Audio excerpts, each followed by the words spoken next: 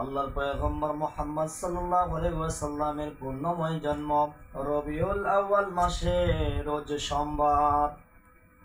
এই মাসের মধ্যে আমাদের নবী মুহাম্মদ রাসূলুল্লাহ সাল্লাল্লাহু আলাইহি ওয়াসাল্লাম জন্মগ্রহণ করেন।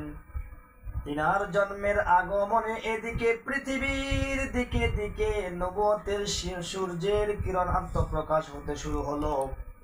ওদিকে পারস্যের রাজপ্রাসাদে ভূকম্প হওয়া শুরু হলো, যার ফলে প্রাসাদের 14টি গম্বুজ ভেঙে পড়লো। হঠাৎ শুকিয়ে গেল পারস্যের খরস্রোতা শ্বেতসাগর, নিস্তেজ হয়ে গেল 1000 বৎসর ধরে প্রজ্বলিত পারস্যদের সেই অগ্নিকুণ্ড, যা প্রজ্বলনের পর এক মুহূর্তের জন্য নির্বাপিত হয় নাই, নিভে যায় নাই। আল্লাহর পয়গম্বর মুহাম্মদ রাসূলুল্লাহ সাল্লাল্লাহু আলাইহি ওয়াসাল্লাম মাতৃগর্ভে থাকা অবস্থায় দাদা আব্দুল মুত্তালিবের আদেশে রাসূল আকরাম সাল্লাল্লাহু আলাইহি ওয়াসাল্লামের পিতা আব্দুল্লাহ খেজুর আনার জন্য মদিনায় যান। কোন কোন বর্ণনার মধ্যে আছে ব্যবসার উদ্দেশ্যে সিরিয়ায় যান। ঘটনাক্রমে সেখানে তিনি ইন্তেকাল করেন। ইন্না লিল্লাহি ওয়া ইন্না ইলাইহি রাজিউন। এভাবে দুনিয়া থেকে আগমনের পূর্বেই প্রিয় নবী মুহাম্মদ রাসূলুল্লাহ সাল্লাল্লাহু আলাইহি ওয়াসাল্লামের পিতার স্নেহ থেকে বঞ্চিত হন। আল্লাহর পয়গম্বর মুহাম্মদ রাসূলুল্লাহ সাল্লাল্লাহু আলাইহি ওয়াসাল্লামের দুধ পান। সর্বপ্রথম নিজের মায়ের দুধ পান করেন। কয়েকদিন পর আবু লাহাবের দাসী সুয়াইরার দুধ পান করেন। তারপর আল্লাহর প্রদত্ত এই মহাদৌলত হালিমাতুস সাদিয়ার ভাগ্যে জোটে। আরবের অভিজাত পরিবার সমূহের নিয়ম ছিল দুধ পানের জন্য নবজাত শিশুদের তারা আশপাশের পল্লী এলাকায় পাঠিয়ে দিত। এতে পল্লী অঞ্চলের আবহাওয়ায় শিশুদের স্বাস্থ্য ভালো হতো এবং তারা বিশুদ্ধ আরবি ভাষাও শিখতে পারত। আর এ কারণে গ্রামের মহিলারা অনেক সময় দুগ্ধপোষ্য শিশুর সন্ধানের জন্য শহরে আসত। হযরত হালিমাতুস সাদিয়া নিজেই বর্ণনা করেন। তিনি বলেন, দুগ্ধপোষ্য শিশুর সন্ধানে আমি বনু সাআদ গোত্রের মহিলাদের সঙ্গে তাইফ থেকে মক্কার উদ্দেশ্যে যাত্রা করলাম। সে বছর দেশে দুর্ভিক্ষ ছিল। আমার স্তরে এতটুকু দুধ ছিল না যা আমার নিজের বাচ্চার প্রয়োজন মেটাতে পারে।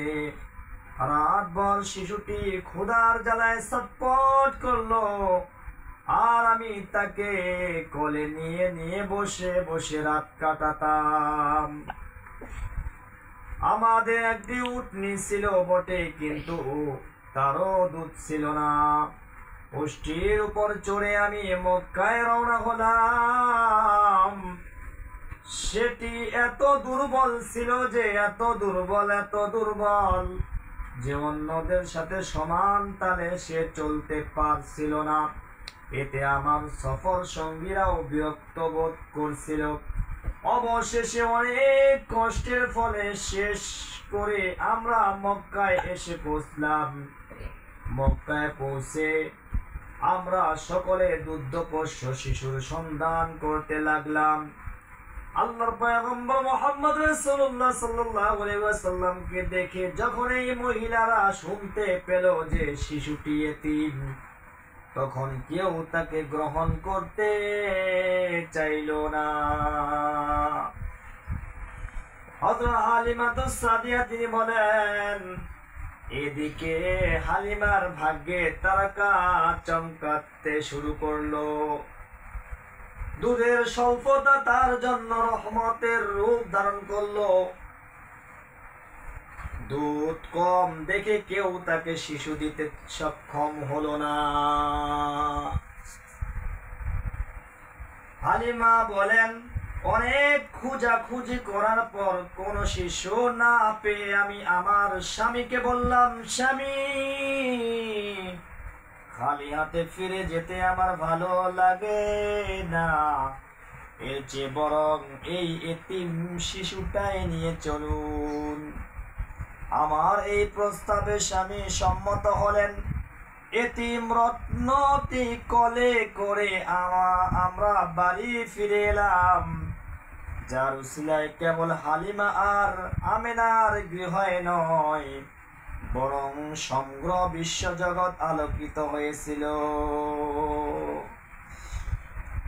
कौनैन का मुख्तार खुदा तुमको बनाया, कौनैन का मुख्तार खुदा तुमको बनाया, उम्मत की निगाहबान खुदा तुमको बनाया, उम्मत की निगाहबान खुदा तुमको बनाया।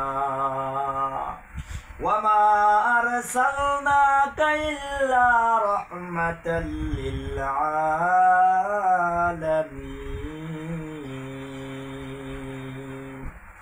পুরা পৃথিবীর জন্য রহমত হিসেবে আল্লাহ তাবারক ওয়া তাআলা প্রেরণ করলেন। হযরত হালিমাতুস সাদিয়া তিনি বলেন, যখন সন্তান মুহাম্মদকে কোলে করে আমি যখন তাঁবুর মধ্যে গেলাম, তাঁবুর মধ্যে যাওয়ার পরেই